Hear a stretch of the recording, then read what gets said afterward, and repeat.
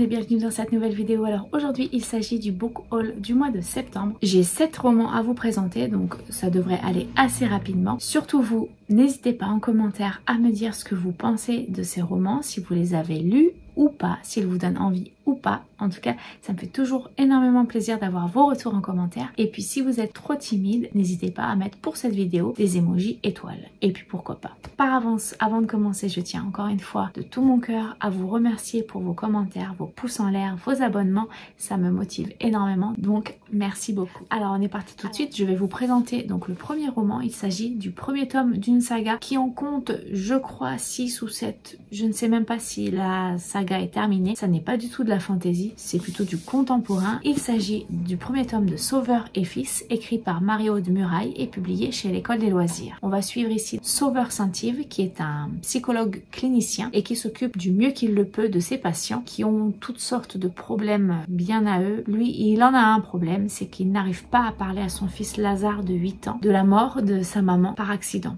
Donc je pense que ça peut être assez touchant et ça a l'air super intéressant.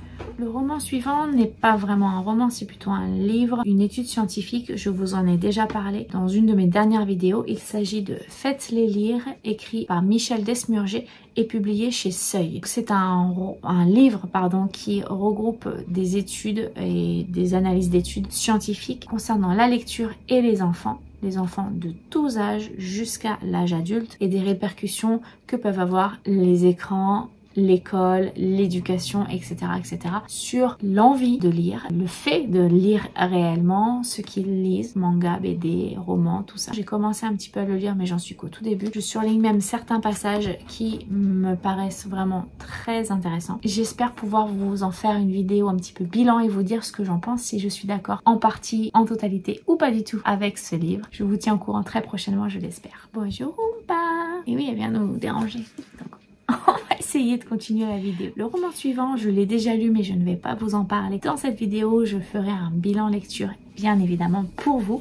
Il s'agit du tome 4 de Inheritance Games, donc écrit par Jennifer Lynn Barnes et publié chez PKJ. Dans ce roman, on va suivre plus particulièrement les deux frères Hawthorne, Grayson et Jameson, qui partent un petit peu à la recherche de leurs origines, en tout cas du côté de leur père, qui ont certaines énigmes à résoudre. Je ne vais pas aller beaucoup plus loin, on continue de suivre donc tous les personnages de cet univers, un an après la fin de la trilogie principale, et j'avais un peu peur de ne pas voir forcément beaucoup Avery ou les autres, et en fait pas du tout, on les voit et ils sont très présents et ça a été une plutôt très bonne lecture. Mais ça, je ne vous en parle pas plus dans cette vidéo. Pour le roman suivant, il s'agit donc d'une sortie, alors je ne sais pas si c'est un tome 1 ou pas, il s'agit de L'Engrange-Temps. Ah bah si, c'est marqué 1, donc forcément c'est le tome 1, il va donc y en avoir d'autres. L'Engrange-Temps qui est écrit par Nell Pfeiffer et c'est publié chez Hachette. La couverture est très très jolie. On va suivre Sophie qui est une chronolangue, c'est-à-dire que c'est une horlogère qui arrive à parler aux Oronimas. Ce sont des horloges pourvues d'âme. Ces horloges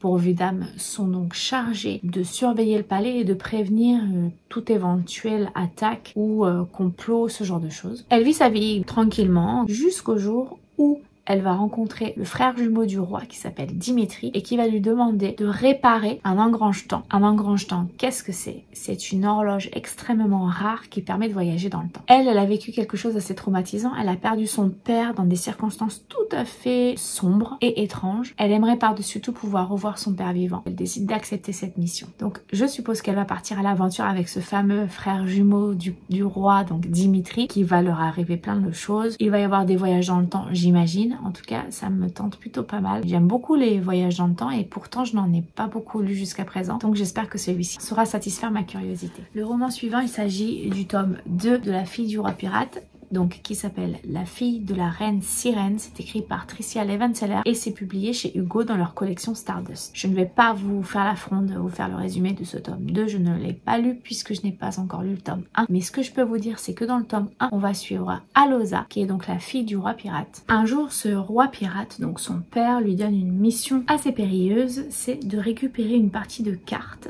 donc de cartes au trésor j'imagine, sur le bateau de pirates ennemis. Et donc pour ça, il va falloir qu'elle accepte de se faire capturer par ces 10 pirates pour devenir leur prisonnière. Une fois que c'est fait, eh bien elle va essayer tant bien que mal de fouiller le bateau à la recherche de cette fameuse carte, mais c'est sans compter sur le capitaine de ce bateau et surtout sur son second, il me semble, qui sont un petit peu particuliers, en tout cas qui certainement devine un petit peu sa mission. Voilà, je n'en sais pas plus, je ne veux pas en savoir plus. Je pense que ça peut se lire assez vite et que ça peut être hyper palpitant. Le livre suivant, eh bien il s'agit d'un manga et c'est le premier tome, que je le prenne dans le bon sens, le premier tome de La cuisine des sorciers, écrit par Kamome Shirahama et les dessins sont de Hiro Misato et c'est publié chez Pika. Donc on reste dans l'univers de l'atelier des sorciers, sauf que cette fois-ci ça se concentre plus sur la cuisine, si j'en crois son titre. Ça a l'air tout doux, ça a l'air tout mignon. On parle de cuisine et de magie en même temps, de transmission, de passion partagée, bref, voilà, je pense que ça peut être super doux à lire. On suit le maître Kifré et le maître Oludio, qui sont deux amis et qui, surtout lui, prend en charge notre petite Coco dans l'atelier des sorciers. Et enfin pour terminer, je vais vous présenter un roman que j'ai lu également et dont je vous parlerai dans mon bilan lecture qui arrivera très prochainement, je l'espère. Il s'agit du premier tome de À travers ma fenêtre, pardon, écrit par Ariana Godoy et c'est publié chez Hachette. Alors c'est mon amoureux qui me l'a offert. J'avais déjà vu le film avant de lire le livre, mais bon, je ne veux pas aller plus loin. Dans cette histoire, on va suivre Raquel qui espionne aussi bien physiquement que virtuellement son voisin qui s'appelle Arès. Elle est totalement amoureuse de lui, mais voilà, c'est un petit peu malsain quand même. Et un jour, eh bien, ils finissent par parler. C'est une histoire d'amour, je ne veux pas vous en dire plus,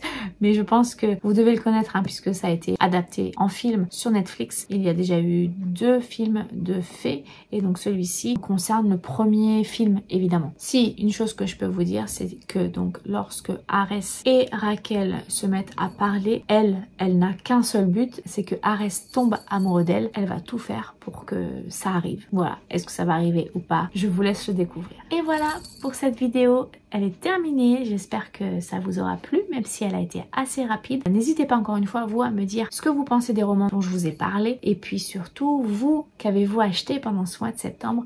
Quelle est la lecture que vous attendiez avec le plus d'impatience pendant ce mois de septembre? Je vous remercie encore une fois pour votre participation. Il y a Oompa qui essaye de manger un livre. Arrête. N'hésitez pas à mettre un petit pouce bleu et puis si vous êtes timide encore une fois, n'hésitez pas à mettre des émojis étoiles, ça me fait toujours extrêmement plaisir. Merci beaucoup. Je vous souhaite de passer une très bonne journée, de faire de très belles découvertes livresques et puis je vous dis à bientôt pour une prochaine vidéo. Ciao!